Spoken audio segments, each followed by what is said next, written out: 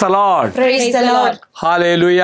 Hallelujah. യേശുവേ നന്ദി, യേശുവേ നന്ദി. യേശുവേ ആരാധന. യേശുവേ ആരാധന. ഏറ്റവും പ്രിയമുള്ള സഹോദരി സഹോദരന്മാരെ, ഈ പ്രഭാതത്തിൽ നേരത്തെ ഉണർന്ന് ഈ ശുശ്രൂഷ പങ്കെടുക്കുന്ന എല്ലാ മക്കളെയും കർത്താവ് അനുഗ്രഹിക്കട്ടെ എന്ന് പ്രത്യേകം പ്രാർത്ഥിക്കുകയാണ്. ഇന്നും ധ്യാനിക്കുന്നു, പ്രാർത്ഥിക്കുന്നു. നമ്മുടെ ജീവിതം എങ്ങനെ ക്രിസ്തുവിനോട് ചേർന്ന് നയിക്കാൻ സാധിക്കുമെന്നാണ് നമ്മൾ ചിന്തിക്കുന്നത്. അതുകൊണ്ട് കർത്താവ് പറഞ്ഞ വചനഭാഗം യോഹന്നാൻ എഴുതിയ സുവിശേഷം 14-ാം അധ്യായം 6-ാം വാക്യത്തിൽ പറയുന്നു.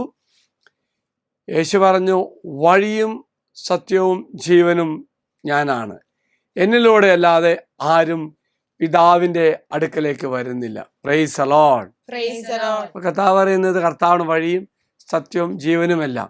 അപ്പോൾ പിതാവിലേക്ക്, ദൈവപിതാവിലേക്ക് എത്തപ്പെടുവാൻ ക്രിസ്തുവോട് മാത്രമേ സാധിക്കൂ എന്നാണ് പറയുന്നത്. പ്രിയമുള്ളവരെ, ഈ വചനം ഞാൻ വഴിയും സത്യവും ജീവനുമാകുന്നു, എന്നിലൂടെ അല്ലാതെ ആരും പിതാവിൻ്റെ അടുക്കൽ വരികയില്ല. ഈ വചനം ധ്യാനിക്കുമ്പോൾ, പ്രാർത്ഥിക്കുമ്പോൾ ക്രൈസ്തവ ദൈവശാസ്ത്രത്തിൻ്റെ ഒരു പ്രധാന ഭാഗമാണ്, അല്ലെങ്കിൽ ക്രൈസ്തവ ദൈവശാസ്ത്രത്തിൻ്റെ ഒരു പ്രത്യേകതയാണ്, വളരെ പ്രധാനപ്പെട്ട കാര്യമാണ് ഇവിടെ പറയുന്നത്. അതായത് മനുഷ്യത്വത്തിനും പിതാവായ ദൈവത്തിനും ഇടയിലുള്ള വലിയൊരു മധ്യസ്ഥൻ യേശുവാണെന്നും യേശുവിലൂടെ വിശ്വാസമാണ് നിത്യജീവനിലേക്കുള്ള വഴിയെന്ന വിശ്വാസം നമ്മൾ പങ്കുവെക്കുന്നു.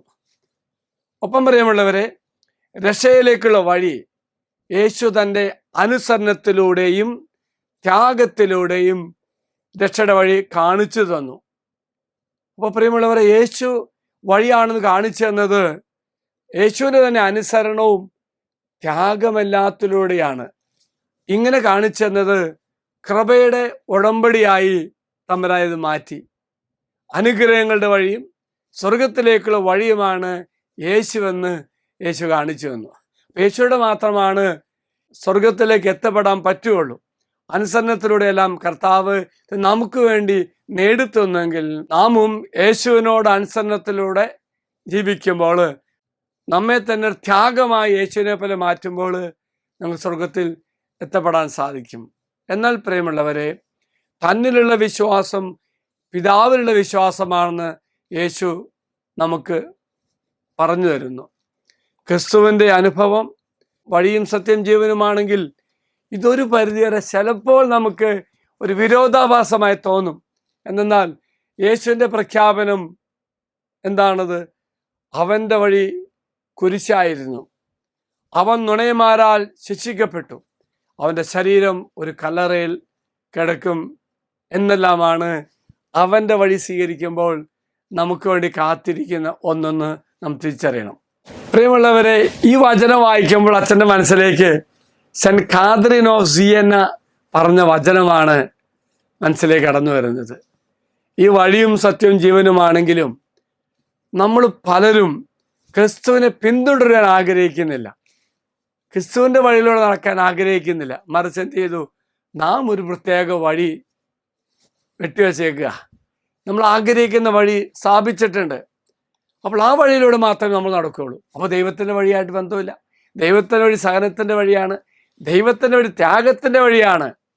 അപ്പോൾ പ്രിയമുള്ള സഹോദരി സഹോദരന്മാരെ, നാം ദൈവത്തെ സേവിക്കുവാനും ഒന്നും പരിശ്രമിക്കില്ല, ഒപ്പം തന്നെ പുണ്യം നേടണം, സ്വർഗം നേടണം, അത് പറ്റത്തില്ല.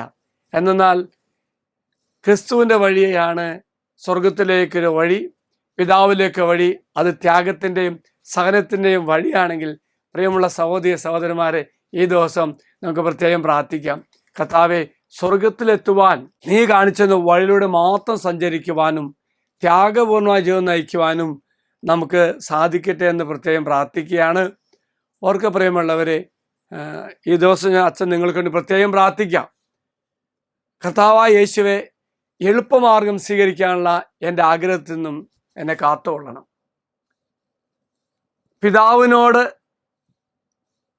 എത്തുവാൻ യേശു കാണിച്ചെന്ന വഴി വിശ്വസത്തോടെയും ഉത്സാഹത്തോടെയും പിന്തുടരുവാൻ കർത്താവെ ഞങ്ങളെ സഹായിക്കണമേ. പ്രിയമുള്ള സഹോദരി സഹോദരന്മാരെ, മറക്കരുത്, ത്യാഗത്തിൻ്റെയും സഹനത്തിൻ്റെ വഴിയാണെങ്കിൽ ആ വഴി സ്വീകരിച്ചുകൊണ്ട് നാം മുന്നേറുമ്പോൾ പിതാവിൻ്റെ പക്കലേക്കും സ്വർഗത്തിലേക്ക് എത്തുവാൻ നമുക്ക് സാധിക്കും. ദൈവം എല്ലാവരും അനുഗ്രഹിക്കട്ടെ എന്ന് പ്രാർത്ഥിക്കുന്നു. എല്ലാ ദിവസവും യേശു കാണിച്ചെന്ന വഴി, ത്യാഗത്തിൻ്റെ വഴി, സഹനത്തിൻ്റെ വഴി, ആ വഴിയാണ് സത്യം ജീവനുമായ മിശിഹായെങ്കിൽ ആ വഴിയിലൂടെ എല്ലാ ദിവസവും മുന്നേറുവാൻ ദൈവം നിങ്ങൾ അനുഗ്രഹിക്കട്ടെ എന്ന് പ്രാർത്ഥിക്കുന്നു. അച്ഛൻ ഈശ്വരാശ്വാസം തരാം. നമ്മുടെ കർത്താവായ മിശിഹാകൃപയും പിതാവായ ദൈവത്തിൻ്റെ സ്നേഹവും പരിശുദ്ധാത്മാവിൻ്റെ സഹവാസവും നാം എല്ലാവരോടും കൂടെ ഉണ്ടായിരിക്കട്ടെ, ഇപ്പോഴും എപ്പോഴും എന്നേക്കും. ആമേൻ. Praise the Lord. Praise the Lord.